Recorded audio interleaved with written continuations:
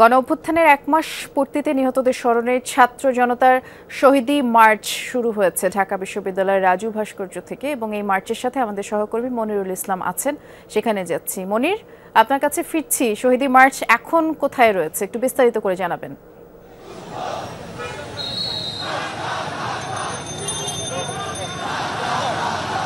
জি, 5 আগস্টের সেই যে সফল আন্দোলন ছাত্র জনতার গণ অভ্যুত্থান, সেই অভ্যুত্থানের এক মাস হয়েছে।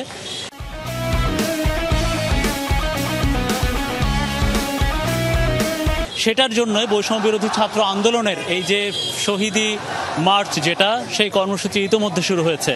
ঢাকা বিশ্ববিদ্যালয় থেকে শুরু হয়েছিল এই আন্দোলন, যে ঢাকা বিশ্ববিদ্যালয় থেকে সূত্রপাত হয়েছিল সরকার পতনের ঘোষণা, যে ঢাকা বিশ্ববিদ্যালয় থেকে শুরু হয়েছিল তারও আগে কোটা সংস্কারের আন্দোলন, যে ঢাকা বিশ্ববিদ্যালয়ের হলে হলে শিক্ষার্থীদের মিটিং বা বৈঠকের মাধ্যমে একটা সমন্বয় কমিটি বা বৈষম্য বিরোধী ছাত্র আন্দোলনের ব্যানার তৈরি হয়েছিল। সেই বৈষম্য বিরোধী ছাত্র আন্দোলন শুরুতে হয়েছিল কোটা সংস্কার, তারপর ধীরে ধীরে সেটা সরকারের বিরুদ্ধে নানা দাবি, সরকারের নানা মন্ত্রী বা তৎকালীন সরকারি ক্ষমতাসীন দল আওয়ামী লীগের বিভিন্ন নেতার পদত্যাগ, মন্ত্রীদের পদত্যাগ, সেই কর্মসূচিগুলো আস্তে আস্তে ছোট হয়ে সবশেষ জুলাইয়ের শেষের দিকে হয়ে গিয়েছিল যেটা সরকার পতনের এক দফা আন্দোলন। সেই আন্দোলনটি বলছিলাম যেটা ঢাকা বিশ্ববিদ্যালয়ের সূত্রপাত এবং ঢাকা বিশ্ববিদ্যালয় থেকে সূত্রপাত সেই আন্দোলন এক পর্যায়ে বৈষম্য বিরোধী ছাত্র আন্দোলনের ব্যানারে যে আন্দোলন ছিল কোটা সংস্কার আন্দোলন, সেটা পরবর্তীতে হয়ে গেল এক দফা সরকার পতন আন্দোলন। আগস্টের প্রথম সপ্তাহ অর্থাৎ 5 তারিখে এই আন্দোলনটি সফলতার মুখ দেখল।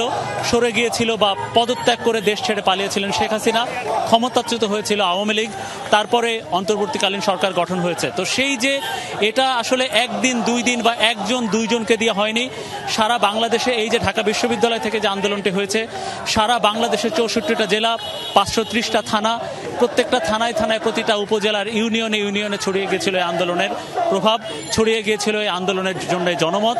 এবং এই আন্দোলনের পেছনে যে ক্ষমতাচ্যুতি হওয়ার যে ঘটনা, সেটা আসলে একজন দুইজন নিহত বা আহত হওয়ার এত হয়নি। আজকে যমুনা টেলিভিশনের মাধ্যমে, যমুনা টেলিভিশনের নিজস্ব একটা অনুসন্ধান বা পর্যবেক্ষণ বা একটা পরিসংখ্যান আছে যে 700রও বেশি মানুষ তাদের জীবনের বিনিময়ে এই যে নতুন বাংলাদেশ গড়ে উঠেছে, 700রও বেশি মানুষ তাদের জীবনের বিনিময়ে এই যে আজকে ছাত্র জনতা তাদের আন্দোলন পরবর্তীতে গণ অভ্যুত্থান, সেটা সফল হয়েছে। ক্ষমতাচ্যুত হয়েছিল আওয়ামী লীগ।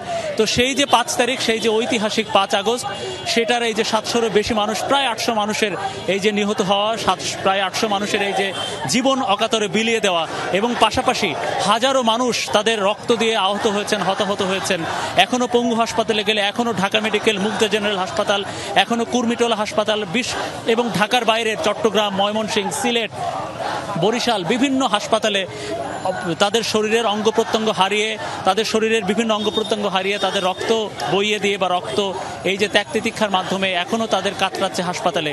এই যে হাজারো আহত এবং এই যে প্রায় 800-র মতো মানুষ যারা নিহত হলেন, তাদেরকে স্মরণ করে আজকের এই শহীদী মার্চ, তাদেরকে স্মরণ করে এই যে আজকে ছাত্র জনতার মিছিল, আজকে ছাত্র জনতার গণ অভ্যুত্থানের আজকে যে 1 মাস পূর্তি উপলক্ষে আজকে যে তাদের স্মরণ করার এই যে মিছিল, আমরা দেখছি যে এই মিছিলে শুধু 3টা থেকে কর্মসূচি হওয়ার কথা, সেই কর্মসূচি শুরু হয়েছে 3:30টায়। এবং আজকে দুপুর 2টার পর থেকে এখানে বিভিন্ন স্কুল, কলেজ, বিশ্ববিদ্যালয়, বিভিন্ন কারিগরি প্রতিষ্ঠান, প্রত্যেকটা প্রতিষ্ঠান থেকে আজকে গলায় শিক্ষা প্রতিষ্ঠানের আইডি কার্ড ঝুলিয়ে, গায়ে ইউনিফর্ম পরে এবং মাথায় সেই যে পতাকা বেঁধে আন্দোলনটি শুরু হয়েছিল, আজকেও সেই পতাকা বুকে বাঁধা আছে, গায়ে জড়ানো আছে। সেই পতাকার ছোট্ট একটা পতাকা মানুষের কপালে বাঁধা আছে। পাইপে করে বা বিভিন্ন লাঠিতে করে পতাকা বেঁধে উড়িয়ে হাজারো মানুষ যোগ দিয়েছেন এই শহীদী মার্চে। বলছিলাম যে শহীদী মার্চে শুধু স্কুল, কলেজ, বিশ্ববিদ্যালয়ের শিক্ষার্থীরা নয়, শহীদী মার্চে অংশ নিয়েছেন বিভিন্ন পেশাজীবী মানুষ, শহীদী মার্চে অংশ নিয়েছেন শ্রমিক জনতা। আমরা দেখছি যে রিক্সাওয়ালা থেকে শুরু করে, ভ্যানওয়ালা থেকে শুরু করে নানান বয়সী শ্রেণী পেশার বা বিশেষ করে শ্রমিকরা যারা ভূমিকা রেখেছিল এই গণ অভ্যুত্থানে, যারা ভূমিকা রেখেছিল সরকার পতনের, সেই জুলাই আগস্টের যে অভ্যুত্থান, জুলাই আগস্টের যে কর্মসূচি, জুলাই আগস্টের যে আন্দোলন, সেই আন্দোলনে যারা ভূমিকা রেখেছিলেন, আজও তারা কাঁধে কাঁধ রেখে, আজও তারা একসাথে স্লোগানে স্লোগানে গলা মিলিয়ে, আজও তারা হাতে হাত রেখে তারা সেই যে শহীদি মার্চ সেটা শুরু করেছিলেন। একটু আমরা যদি পিছনে ফেরত তাকাই দর্শকদের উদ্দেশ্যে, সর্বপ্রথম এই ভিসি চত্বর থেকে, যে ভিসি চত্বরে এখন এই শহীদি মার্চের অবস্থান, সেই ভিসি চত্বর থেকে, ঢাকা বিশ্ববিদ্যালয়ের ভিসি চত্বর থেকেই 2 জুলাই সর্বপ্রথম বৈষম্য বিরোধী ছাত্র আন্দোলনের ব্যানারে কোটা সংস্কারের দাবিতে একটি মিছিল হয়েছিল, বিশাল মিছিল। যে মিছিলটি সায়েন্স ল্যাব, নীলক্ষেত হয়ে সায়েন্স ল্যাব হয়ে পরবর্তীতে শাহবাগ দিয়ে প্রথম 2 জুলাই অবরোধ করে, এবং আমি সেই মিছিলটি এবং সেই শাহবাগ অবরোধটি কভার করেছিলাম, সংবাদ সংগ্রহ করেছিলাম। তো সেই যে 2 জুলাই থেকে আন্দোলন, পরবর্তীতে বিভিন্ন সময় বিভিন্ন রাস্তা ব্লকেট কর্মসূচি দেওয়া হয়েছে সচিবালয়ের সামনে সড়কে অবস্থান করে রাষ্ট্রপতি বরাবর স্মারকলিপি, কোটা সংস্কার আন্দোলন। ততক্ষণ পর্যন্ত আসলে কোটা সংস্কার আন্দোলনটিই ছিল, এবং তখন আমরা দেখেছি যে পুলিশের পক্ষ থেকে কোনো ধরনের কোনো আসলে ব্যবস্থা নেওয়া হয়নি। রাষ্ট্রপতি বরাবর স্মারকলিপি দিতে গিয়ে গুলিস্তান পর্যন্ত এই শিক্ষার্থীদের ঢল বা শিক্ষার্থীদের মিছিল, গণমিছিল সেখানে যেতে দেওয়ার সুযোগ করে দেওয়া হয়। পরে আমরা দেখলাম 14 এবং 15 তারিখ ক্ষমতাচ্যুত প্রধানমন্ত্রী শেখ হাসিনা তৎকালীন একটা সংবাদ সম্মেলনে একটি মন্তব্য করেছিলেন, যে মন্তব্যের ফলে আসলে জনরোষ সৃষ্টি হয় তৎকালীন সরকারের বিরুদ্ধে। এবং সেই মন্তব্যটি একটু দর্শকদের উদ্দেশ্যে মনে করিয়ে দিতে চাই যে তিনি এই যে যারা আন্দোলন করছেন, আন্দোলনকারীদের দাবি হচ্ছে তৎকালীন প্রধানমন্ত্রী তিনি এই আন্দোলনকারীদের রাজাকারের নাতি নাতনি বা রাজাকারের পরিবারের সাথে তুলনা করেছেন। এমন একটি জনরোষ বা এমন একটি দাবি তুলে, এমন একটি যুক্তি দিয়ে তৎকালীন বৈষম্য বিরোধী ছাত্র আন্দোলনের শিক্ষার্থীরা তখনই রাতে ঢাকা বিশ্ববিদ্যালয়ের বিভিন্ন হল থেকে মেয়েরা বেরিয়ে, এবং সর্বপ্রথম রোকেয়া হলের থেকে আন্দোলন শুরু হয়। আস্তে আস্তে রোকেয়া হলের মেয়েরা বাইরে বেরিয়ে এসেছে। সেই খবর ছড়িয়ে পড়ার পর ঢাকা বিশ্ববিদ্যালয়ের প্রত্যেকটা হল থেকে শিক্ষার্থীরা রাস্তায় বেরিয়ে এসেছিল ওই রাতেই, প্রধানমন্ত্রীর ওই যে মন্তব্য, সংবাদ সম্মেলনের ওই যে মন্তব্য, সেটার প্রতিবাদে। সেই প্রতিবাদ শুধু ঢাকা বিশ্ববিদ্যালয়ে আঁচড় কাটে বা ঢাকা বিশ্ববিদ্যালয়ে প্রভাব ফেলে না, সারা বাংলাদেশে ওই সময় যারা সারা বাংলাদেশের বিভিন্ন শিক্ষা প্রতিষ্ঠানে, বিশেষ করে বিশ্ববিদ্যালয়গুলোতে, সরকারি বিশ্ববিদ্যালয়গুলোতে যারা কোটা সংস্কারের দাবিতে আন্দোলন করছিলেন, তাদের মধ্যেও এই প্রভাব ফেলে ওই প্রধানমন্ত্রীর ওই মন্তব্য। ওই মন্তব্যের কারণেই আসলে তৎকালীন সরকারের বিরুদ্ধে আন্দোলনটা সৃষ্টি হয়।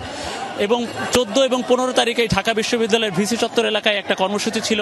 সেটা হচ্ছে প্রথম দিন ছাত্রলীগের পক্ষ থেকে শিক্ষার্থীদের উপরে ব্যাপক হামলা চালানো হয়, বিভিন্ন জায়গায় হামলা চালানো হয়। আমরা দেখি যে রংপুরেও বিভিন্ন জায়গায়, সিলেটে বিভিন্ন জায়গায় পুলিশের অ্যাকশন শুরু হয়। আবু সাইদ নামের একজন সর্বপ্রথম নিহত হন, এবং যাকে শহীদ আবু সাইদ নামে এই বৈষম্য বিরোধী ছাত্র আন্দোলনের প্রথম শহীদদের তার কাতারে একজনের হিসেবে নাম ধরা হয়। পুলিশের ওই যে গুলিতে আবু সাইদ নিহত হলো, এবং তারপরেই আসলে ফুঁসে ওঠে গোটা বাংলাদেশের জনতা। একে একে ঢাকা বিশ্ববিদ্যালয়ের উপরে ছাত্রলীগ, স্বেচ্ছাসেবক এবং তৎকালীন ক্ষমতাসীন আওয়ামী লীগের বিভিন্ন অঙ্গ সংগঠন তারা হামলা চালাতে থাকে। সেই হামলার প্রাক্কালে একসময় এই ভিসি চত্বরেই আমরা দেখেছি যে বিজয় 71 হল এবং এই ঢাকা বিশ্ববিদ্যালয়ের ভিসি চত্বরে এই শিক্ষার্থীদের উপরে শত শত তৎকালীন ক্ষমতাসীন দলের নেতাকর্মীরা এসে হামলা চালায়। যে ভিসি চত্বরে এখন এই মিছিলের অবস্থান, সেই ভিসি চত্বরে হামলার পরিপ্রেক্ষিতে রক্তমাখা শিক্ষার্থীদের নানা ছবি, ভিডিও সামাজিক যোগাযোগ মাধ্যমে ছড়িয়ে পড়ে, এবং পরবর্তীতে 17 তারিখ থেকে ঢাকা বিশ্ববিদ্যালয় বন্ধ ঘোষণা করে দেওয়া হয়। শুধু তাই নয়, 17 জুলাই থেকে বাংলাদেশে ইন্টারনেট সীমিতভাবে বন্ধ করে দেওয়া হয়। ব্রডব্যান্ড ইন্টারনেট রেখে মোবাইল ইন্টারনেট বন্ধ করে দেওয়া হয়। আসলে সরকারের, তৎকালীন ক্ষমতাচ্যুত সরকারের বা ক্ষমতাচ্যুত আওয়ামী লীগ সরকারের বিরুদ্ধে জনরোষ সৃষ্টি হওয়ার নানা যে কারণ, নানা যে প্রেক্ষাপট, তার মধ্যে এই যে বিভিন্ন পর্যায়ে শিক্ষার্থীদের উপর হামলা, আস্তে আস্তে ইন্টারনেট বন্ধ করে দেওয়া,